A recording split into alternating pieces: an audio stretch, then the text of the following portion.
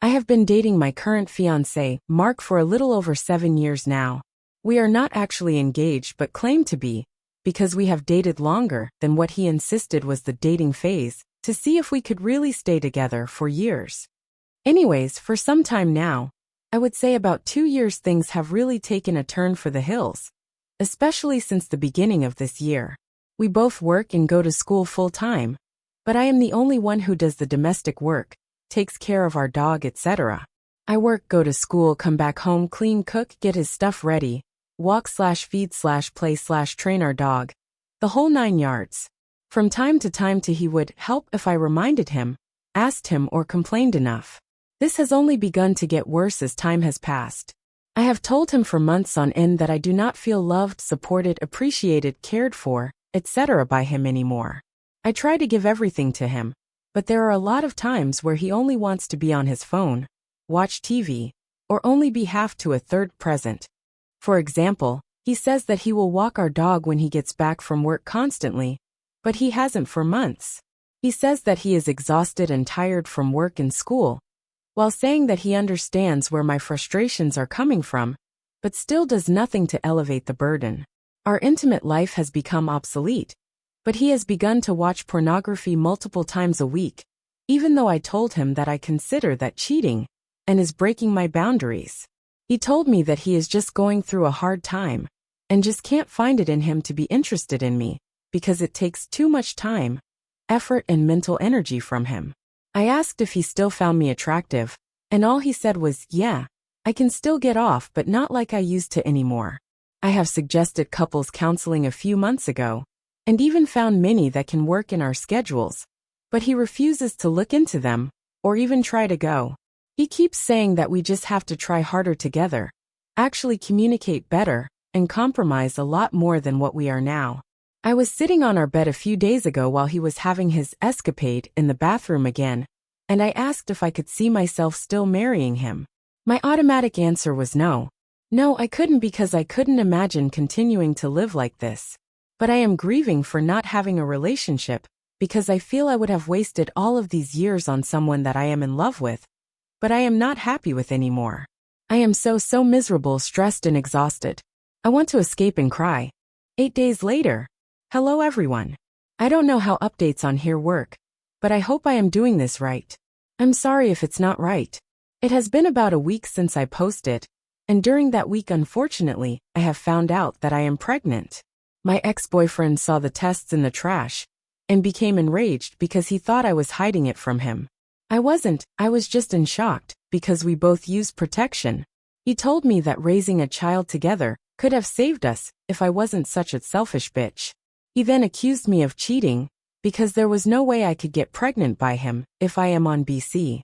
I asked if he was dumb, and that is when things hit the fan. Words were said, hands were thrown, and ultimately my dog bit him, and the police were called. We both gave statements, and they made him leave the apartment. I am lucky to have some friends in the police department that have checked on me every night since then. I also have some friends who are helping me pack and move so he can have the apartment. I am unsure of what to do with this pregnancy, as I have never wanted or have interest in kids. However, I am thankful that I have friends who will support me no matter what decision I make. I am still in shock of what happened.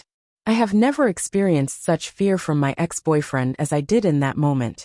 I don't know how or why things took such a turn for the worse, but they did. I have been thinking and wondering of how I have missed the signs and flags for possibly so long. I have even more concerns about my dog. He has never bit or even tried to bite someone in the 7 years he has been alive. But he did my ex, which brings me even more worry, fear, and anxiety. I have concerns that the county I live in might make me put him down, because he is a pit bull mix, but I am hoping with backing from my friends, the police officers of that night, the vet, etc. will help me keep him. I want to say thank you to everyone who replied. I appreciate the support, kindness, and encouragement. I know it should have been an obvious or simple answer/thing to do, but that is my own personal ignorance. Thank you. 1 month later.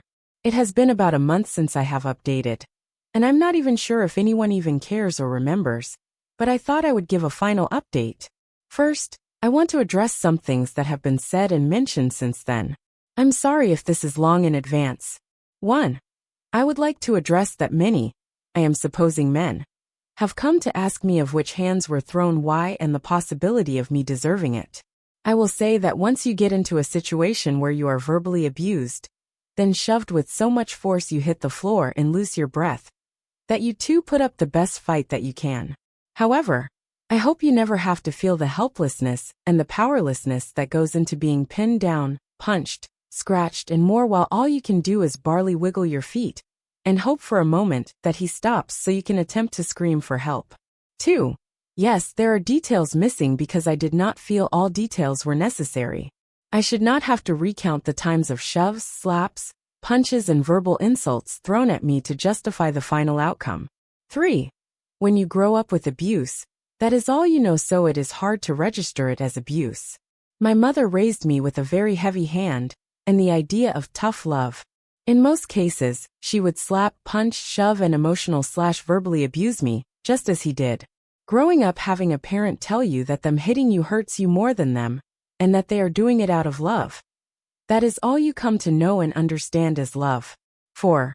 With the many who privately messaged me about taking into consideration adoption, I ask, are you doing that with the full understanding of adoption and all the ugly, or just the biased moral ego that has been instilled? Just because people pay a lot doesn't mean they will treat a child right or well. There are many cases where adoptees are neglected, abused, etc. Adoption in itself is heavily influenced by religious manipulation, racism, homophobia and classism. Most adoptive couples do not want open adoptions for fear of having their child stolen or taken away by the birth parents. There are also adoptive parents who turn the adoptee against the birth parents for multiple reasons. The biggest thing I have to say, I have to destroy my whole body, mental and emotional health, just to bring someone else the joy and happiness they couldn't have in the first place? I have to carry the weight of being a birth parent that is shamed, ridiculed and bullied by outsiders for being irresponsible, a possible addict, etc. while the adoptive parents are labeled as heroes/saviors? Plus, in looking at birth parent support/help, where is it? There is little to none for birth parents because they are forgotten for the sake of the adoptive parent/adoptee, as their job is done. I implore everyone who suggests adoption as a solution to all problems when it comes to pregnancy and choices, to actually look at adoption for all of its dark sides as well. Adoption is not always sunshine and roses. We cannot forget or neglect that for biases and ideals that have been given. Please stop with the savior complex. Actual update. Things have changed in the last month. I have officially moved into my own apartment. My ex and I's last apartment ended getting destroyed during Hurricane Helene, which I felt was the way of the universe telling me something positive. My dog is with me officially now. He did have to go into quarantine for about a week. They behavior checked him in a lot of situations, and he did great on all of them. Fortunately, since there were reports and support for him by friends, vet/vet techs, neighbors, the police, etc., he did not have to be put down. However, he does have to wear a muzzle when out in public spaces around men. He has started to adjust to our new living situation, but is doing much better. My pregnancy came and went in a way. Between my ex, dealing with the courts/police, moving situation with my dog, Hurricane Helene, mental health issues, etc., I did end up miscarriaging at 11 weeks 3 days. I am thankful it went as smoothly as something like that can go, especially with what has been happening to women in the same situation. I have been trying to get my uterus taken out and my tubes tied, but since I live in such a red state/area, it has been hard. They all talk about the what-ifs when dealing with a future husband and his wants of children. I have been feeling discouraged and mad, but I want to keep trying. My ex has tried many times to contact me, including through my mother, who I do not speak with anymore. He has shown up to my job and asked when I am working, where I am, etc. I have only recently blocked him, as I have been trying to get evidence to get a restraining order on him. I have what is needed like threats, verbal abuse and destruction of property, so I hope it all goes well. The police friends that I have been really helpful, and still continue to check up on me. Apparently DV cases are common in my area, and they don't want me to end up as they normally see women here do. I am in therapy, and have been trying to keep a positive outlook. I wanted to thank everyone for their kindness, support, encouragement, and knowledge. I cannot thank you all enough.